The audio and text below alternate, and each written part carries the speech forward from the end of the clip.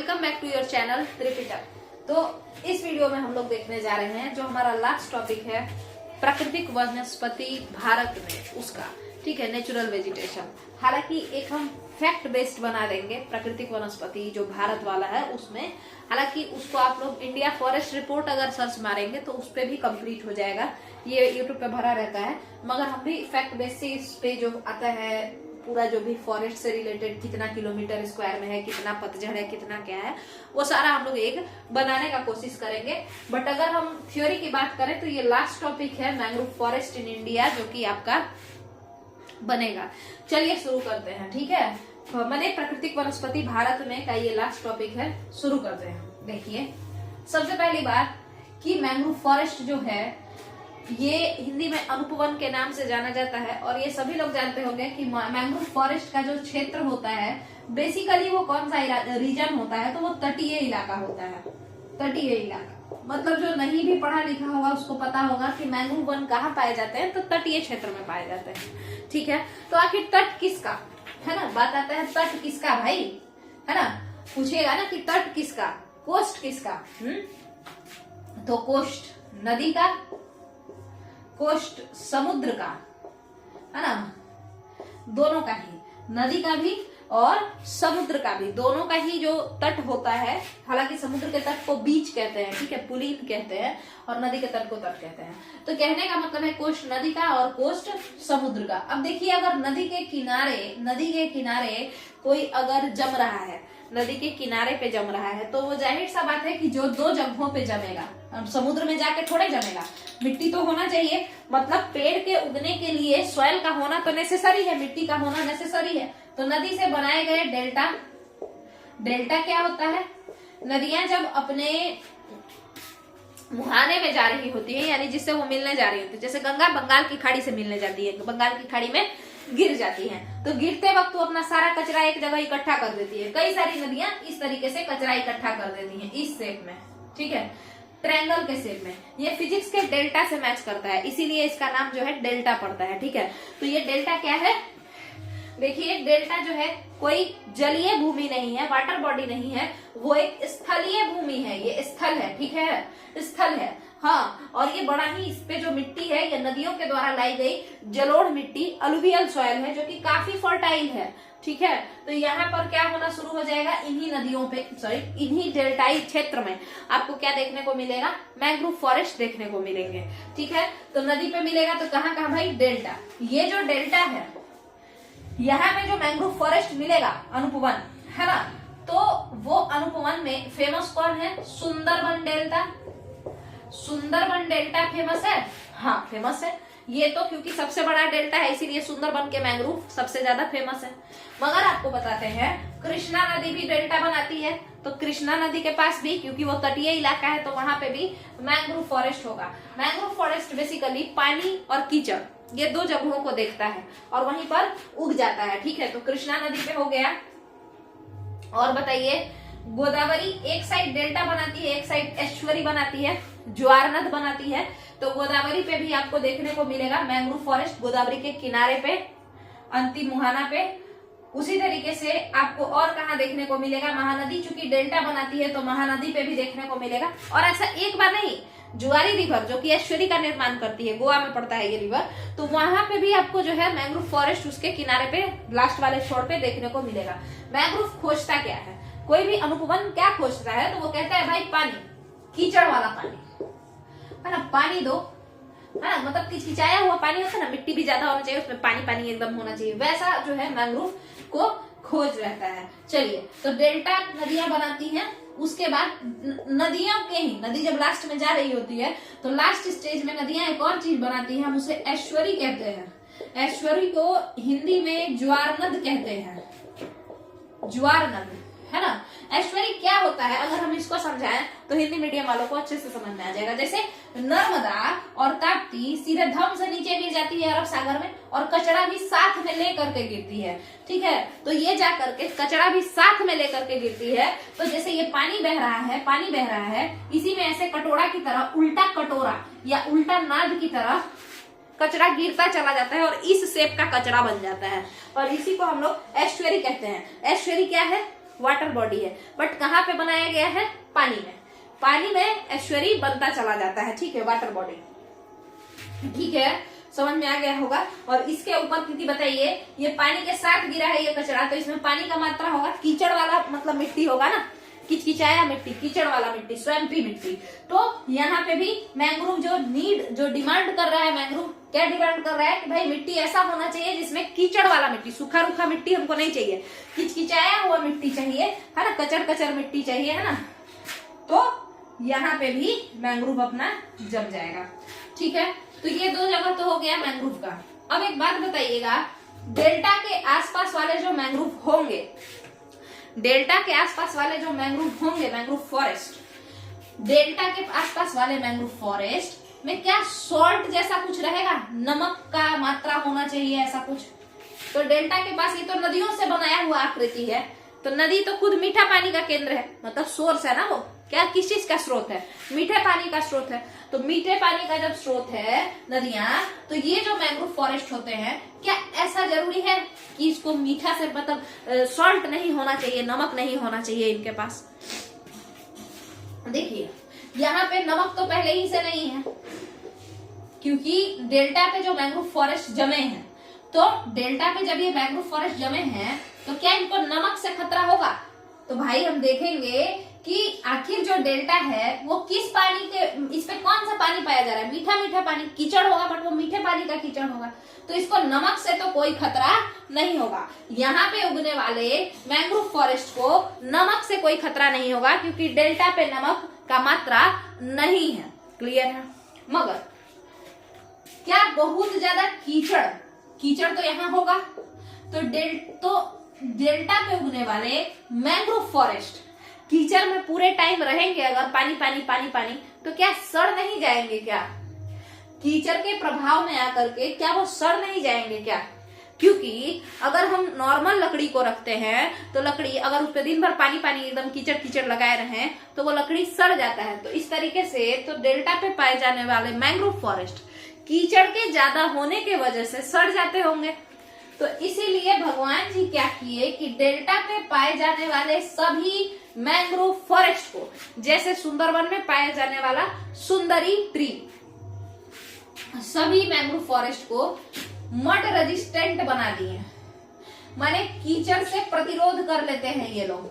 यानी कीचड़ के होने से डेल्टाई क्षेत्र के मैंग्रोव फॉरेस्ट को कोई फर्क नहीं पड़ता है, ये लोग कीचड़ में बड़े आराम से जीते हैं, है ना, समझ में आ रहा होगा आपको। ये लोग मड रेजिस्टेंट होते हैं, कीचड़ के प्रतिरोध कर देते हैं, और ये इनको कीचड़ से कोई फर्क नहीं पड़ता है।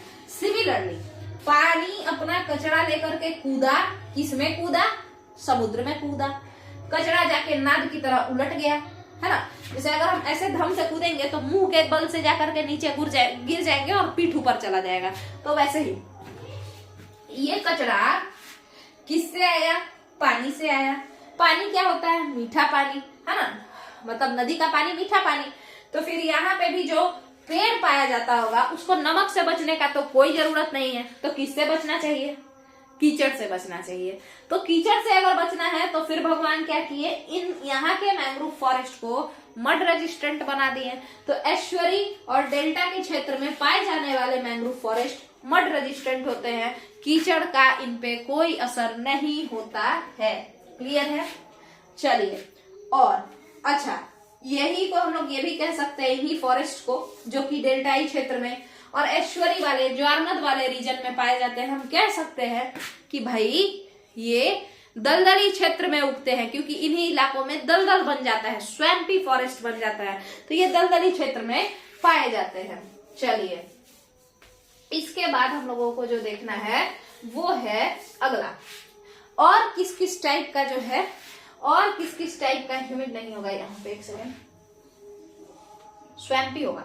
तो और किस किस टाइप का जो है यहाँ पे मैंग्रोव फॉरेस्ट देखने को मिलता है, तो समुद्र का पानी, कैसा पानी? खट्टा पानी, और खट्टा पानी रहे चाहे मीठा पानी रहे, कीचड़ तो वो भी बना सकता है, बार बार आकर के किनारे पे अपना पानी इकट्ठा करेगा और बालू मिट्टी की वजह से वहां पे कैसा बना देगा? दलदल जैसा क्रिएट कर देगा। तो पानी तो खट्टा है बट कीचड़ तो दे रहा है ना, मगर ये बलुई कीचड़ होगा, क्या ये मिट्टी, देखिए बालू में कीचड़ क्या उतना ज्यादा होता है क्या? बालू पे आप कितना भी पानी डालिए वो बालू अपना पूरा पानी नीचे डाल देता है। कीचड़ जैसा तो वो होता ही नहीं, ऊपर से एकदम प्लेन रहता है।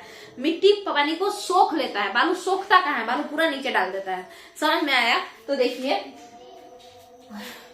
यहाँ पे जो समुद्र है, समुद्र के किनारे यानी बीच पे या कोस्टल रीजन जो समुद्र का होता है, जैसे आंध्र प्रदेश ये सब का किनारा हो गया, तमिलनाडु का किनारे साइड, ये सब इलाकों में अगर आप देखेंगे, अब आप कहेंगे कि पश्चिम बंगाल का सुंदरवन जो है वो भी किसके वजह से बना है? सुंदरवन पे जो मैंग्रोव फॉरेस्ट है, जो सुंदरी ट्री है, वो किसके वजह से बना है? समुद्र के वजह से। क्यों? क्योंकि बंगाल की खाड़ी किनारे है। तो आपको बता दें कि सुंदरवन डेल्टा का ही निर्माण गंगा और ब्रह्मपुत्रा नदी के वजह से हुआ है। तो उस डेल्टा पे जो भी जम रहा है वो डेल्टा किससे बना है? नदियों से बना है। तो वो मीठे पानी से बनाया हुआ डेल्टा है, तो उसमें जो कीचड़ है मीठा पानी है और कीचड़ है। मगर अगर समुद्र के पानी बार बार आकर के तट को मारे और पूरा तट पे बिछ जाए, पूरे कोस्ट पे, तो इन कोस्ट में जो पानी है उसके वजह से कोस्टल रीजन में लैगून फॉरेस्ट भी, मतलब लैगून रीजन विकसित हो जाएगा, पश्च झील जिसको कहते हैं। और वहां पे अगल बगल फिर हम लोग क्या देखेंगे? मैंग्रोव फॉरेस्ट बढ़ने लगेगा। तो ये जो मैंग्रोव फॉरेस्ट है जो लैगून झील के आसपास देखने को मिलेंगे बालुई क्षेत्र में, है ना, तो वहां पे हम लोग क्या देखेंगे? कीचड़ से इनको कोई खास फर्क पड़ेगा नहीं। क्यों? क्योंकि वहां पे उतना कीचड़ नहीं पाया जाएगा जितना कि डेल्टाई रीजन में और एस्चुअरी रीजन में पाया जाएगा। मिट्टी नहीं है ना, बालू है। बालू उतना कीचड़ीना नहीं होता है जितना कि मिट्टी हो जाता है। चलिए, तो इसको किससे ज्यादा डर है, किससे ज्यादा खतरा है बर्बाद होने का? सॉल्ट से, सलिनिटी से, है ना। तो भगवान जो है समुद्र के किनारे के मैंग्रोव फॉरेस्ट को क्या कर दिए? सॉल्ट रेजिस्टेंट बना दिए कि भाई नमक का प्रतिरोध करना तुम, है ना, नमक का प्रतिरोध कर देना। समझ में आया? नमक का प्रतिरोध करना, नमक के आसपास रहने से तुमको कोई फर्क नहीं पड़ना चाहिए, मस्त रहना एकदम, ठीक है। तो दो तरीके के मैंग्रोव फॉरेस्ट हम लोग देखते हैं, कुछ सॉल्ट रेजिस्टेंट होते हैं तो कुछ मड रेजिस्टेंट होते हैं। कीचड़ पे उनका कुछ खास असर, कीचड़ से उन पर कोई खास असर नहीं पड़ता है। ये ऐसे फॉरेस्ट जो मड रेजिस्टेंट है, जो मड रेजिस्टेंट फॉरेस्ट है माने वो पानी में नहीं सड़ेंगे। तो अगर हम पानी में नहीं सड़ने वाला मैंग्रोव फॉरेस्ट ले लें और उससे बना दे नाव, तो आप बताइए क्या वो सड़ेगा पानी में? नहीं, नाव ज्यादा दिन तक चलेगा। समझ में आया? तो यही सारा चीज जो है मैंग्रोव फॉरेस्ट में देखने को मिलता है। चलिए, तो ये तो हो गया कि दो तरीके के मैंग्रोव फॉरेस्ट होते हैं। और बेसिकली कौन कौन से रीजन में? तो देखिए, नदियों के द्वारा जो बनाए गए हैं तो कृष्णा गोदावरी बेसिन, महानदी के पास मिलता है, सुंदरबन डेल्टा में मिलता है, अंडमान निकोबार में देखने को मिलता है मैंग्रोव फॉरेस्ट। बट आप खुद बताइए, अंडमान निकोबार में क्या नदियों की वजह से मैंग्रोव फॉरेस्ट बना है? नहीं, वो बंगाल की खाड़ी में इस तरीके से है, इस तरीके से। तो इस साइड भी समुद्र, इस साइड भी समुद्र, तो इस वजह से समुद्र इसको धो धा के और उसके वजह से वहां पे कीचड़ जैसा बनाता होगा और अगल बगल इन कोस्टल रीजन में मैंग्रोव फॉरेस्ट का निर्माण होता होगा। और ये जो मैंग्रोव फॉरेस्ट होते होंगे अंडमान वाले, वो सॉल्ट रेजिस्टेंट होते होंगे क्योंकि वहां पे नमक का मात्रा ज्यादा झेलना पड़ता होगा। ठीक है, चलिए अब एक बात समझते हैं। ये तो क्लियर हो गया है ना। अब समझिए कि मैंग्रोव फॉरेस्ट पूरे भारत में मतलब कितना है, तो याद कर लीजिए, क्वेश्चन पूछेगा बीपीएससी, इस तरीके का क्वेश्चन पूछता है। 6740 किलोमीटर स्क्वायर पूरे भारत में मैंग्रोव फॉरेस्ट का जो एरिया है वो कितना है? 6740 kilometre square, 6740 kilometre square, 6740 kilometre square ऐसे। और ये पूरे विश्व का कितना प्रतिशत है? भारत में पूरे विश्व का कितना प्रतिशत मैंग्रोव फॉरेस्ट है? 7% है। भारत में पूरे विश्व का कितना प्रतिशत मैंग्रोव फॉरेस्ट है? 7% है। ठीक है, अब आते हैं फीचर पे। इसका फीचर क्या है? तो देखिए, फीचर में पहला तो ये हो गया, कुछ सलाइन यानी कि सॉल्ट रेजिस्टेंट होंगे और कुछ मड रेजिस्टेंट होंगे, ये इनका खासियत है। और दूसरा आपको बता दें कि देखिएगा, जो कोस्टल रीजन पे जो मैंग्रोव फॉरेस्ट पाए जाते हैं ये मैंग्रोव फॉरेस्ट ऊंचाई में ज्यादा नहीं होते हैं, ये नॉर्मल हाइट के होते हैं, मीडियम हाइट के होते हैं। और मगर इनकी जो जड़ें होती हैं वो काफी नीचे तक होती हैं। मैंग्रोव फॉरेस्ट की जो जड़ें होती हैं वो काफी नीचे तक होती हैं, ऊपर वाला जो रूट ज्यादा नीचे तक होता है और सूट जो होता है वो कम होता है, बहुत ज्यादा ऊंचा नहीं होता है। क्लियर है पहला बात। दूसरा, ये जो मैंग्रोव फॉरेस्ट लोग होता है ये लोग बड़ा मुलायम होता है ताकि पानी पड़े और सर से नीचे पिछल के चला जाए। अगर देखिए कोई कठोर सा सब्सटेंस होगा, उस पर पानी पड़ेगा तो उस पर सरसरा के नीचे नहीं जाएगा, फिसलेगा नहीं। मगर यहाँ पे पानी के नजदीक है, पानी से बचाना है तो उसको कैसा बनाना पड़ेगा, फिसलन उसमें देना पड़ेगा, तो इस पे फिसल फिसल के पानी नीचे चला जाता है। यानी ये लोग दिखने में, छूने में कैसे होंगे, सॉफ्ट होंगे। छूने में कैसे होंगे, कोमल होंगे, सॉफ्ट होंगे। ठीक है। दूसरा, इसके अलावा और मैंग्रोव फॉरेस्ट में क्या क्या खासियत हो सकता है, तो मैंग्रोव फॉरेस्ट लचीले भी होते होंगे, फ्लेक्सिबल। क्यों, जाहिर सा बात है, कोई भी रीजन जहाँ पे बहुत तेज हवा मारे वहां पे कठोर ऐसे एकदम स्ट्रेट खड़ा रहेंगे तो उखाड़ के फेंक देगा, है ना। तो इसीलिए भगवान वैसा ही मतलब नेचर वैसा ही क्रिएट करा जाएगा ताकि अगर उस रीजन में कोई प्लांट है, जैसे समुद्र का रीजन या पहाड़ी इलाका, वहां पे अगर तेज हवा बहे तो वो लोग टिका रहे, है ना। तो ऐसे करके जब तेज हवा मारेगा वो ऐसे झुक जाएगा और फिर जब हवा उधर गया ये आराम से सीधे खड़ा हो जाएगा। तो मैंग्रोव फॉरेस्ट सॉफ्ट होते हैं छूने में। मैंग्रोव फॉरेस्ट मीडियम हाइट के होते हैं मगर इनका रूट काफी नीचे तक होता है और ये पकड़ के रखते हैं, मतलब मिट्टी को पकड़े रखते हैं ताकि अगर कभी चक्रवात वगैरह आए तो उखड़ करके और पूरा फेंका ना जाए, है ना। मतलब मृदा अपरदन को रोकते हैं, सॉइल डिग्रेडेशन या सॉइल इरोजन को रोकते हैं या रोकने में मदद करते हैं। ठीक है। टाइडल फ्लो को भी रोकते हैं ये लोग, माने जो ज्वार भाटा वाला फ्लो होता है पूरा किनारे पे लगा रहता है, तो जिसके वजह से इसी से टकरा करके और पानी वापस चला जाता है, तो ये सब में भी ये मदद करते हैं। तो ये सब तो उनका यूज हुआ, बट खासियत क्या है इनका, ये दिखने में सॉफ्ट होते हैं, हाइट इनका मीडियम होता है, ऊपर से नीचे से इसका जड़ जो होता है वो लंबा होता है। तो ये सब इसका जो है ये फ्लेक्सिबल होते हैं। ये कैसे होते हैं, फ्लेक्सिबल होते हैं, हाँ, मतलब लचीले होते हैं, लचक लचक के रहते हैं अपना। ठीक है। सॉफ्ट भी होते हैं। तो ये आपका फीचर हो गया। अब इसी के साथ जो भारत की वनस्पति है वो कंप्लीट होता है। ये वीडियो लास्ट वीडियो है। इसके अलावा एक चीज बस बचता है, वो है फैक्ट। फैक्ट क्या क्या है ना, वो बच जाता है।